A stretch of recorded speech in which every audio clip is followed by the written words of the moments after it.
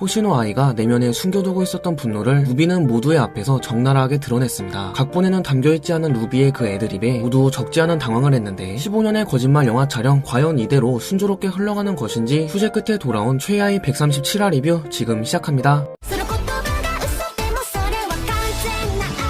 루비의 애드립은 사람들이 알고 있던 무적이고 최강인 아이의 이미지와는 너무나 상반되는 것이었습니다. 한 스태프는 해당 애드립을 그대로 내보내면 아이의 이미지가 무너질 뿐더러 영화의 스토리가 변질될 것을 우려하고 있었으며 촬영장의 대부분 역시 루비가 보여준 모습은 자신들이 알고 있는 아이가 아니라고, 자신들의 안에 있는 아이는 이런 식으로 울지 않는다고 부정을 하고 있었습니다. 아쿠아를 포함해서 말이죠. 애초에 아마미와 고로는 아이의 어쩔 수 없을 만큼 팬이었으며 고로의 인생을 살았을 때에도 아쿠아의 인생을 살았을 때에도 그는 자신의 안에서 아이를 우상으로서 선을 그어온 것입니다. 그렇기에 아이는 절대로 울지 않는다는 확신을 가졌던 것이며 아이가 남기고 간 DVD의 진위도 이런 이유로 파악하지 못한 것이 아닐까 싶습니다. 루비가 보여준 아이의 모습을 부정을 하던 이들은 그럼에도 불구하고 강한 설득력을 느끼고 있었습니다. 루비의 연기와 그녀의 눈은 말하고 있었습니다. 호시노 아이는 사랑을 받지 못했으며 남을 믿지 못하고 겁쟁이에다가 친구와의 다툼에서 상처를 받는 평범하고 흔한 소녀였다. 하지만 팬들이 맹목적으로 따르는 아이의 모습은 언제나 웃고 부정적인 감정을 표출하지 않고 누구든지 깊이 사랑하며 누구나 사랑할 수 있는 마치 애완동물 같은 인간이었고, 아이는 자신의 나약함을 가리기 위해서 점점 더 커다란 거짓말을 해왔다. 그렇게 그녀는 사람들의 추한 욕망을 실컷 받아들이면서 우상을 강요당한 것이다. 호시노 아이를 우상화하고 그녀 개인의 존재를 인정하지 않은 것은 우리 모두의 탓이다. 이것은 루비가 아이의 딸로서 촬영장의 사람들뿐만 아닌 이후 영화를 보게 될 사람들에게도 분노한 것입니다. 고탄다 감독은 루비의 애드립에서 아이의 비통한 비명과 함께 루비의 분노를 느낄 수 있었죠.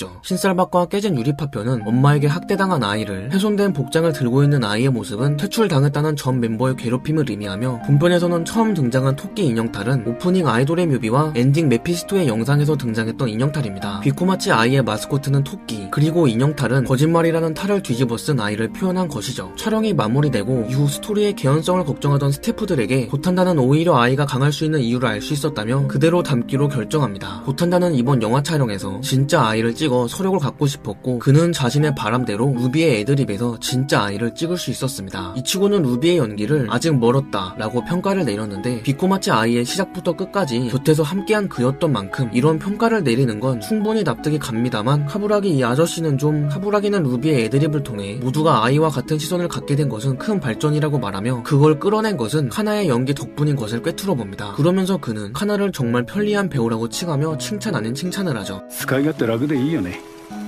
촬영이 끝난 뒤 귀가하던 카나를 기다리던 루비는 자신의 연기가 어땠는지 묻습니다. 카나가 자신에게 그런 혼담을 내뱉은 이유는 자신의 연기를 위해서였다는 것을 파악했다는 듯이 말이죠. 진짜 감정 마냥 진심으로 느껴졌다는 카나의 대답에 루비는 진심으로 화가 난 것은 사실이라고 말합니다. 루비는 이번 일로 인간의 본질을 깨달았다고 하는데,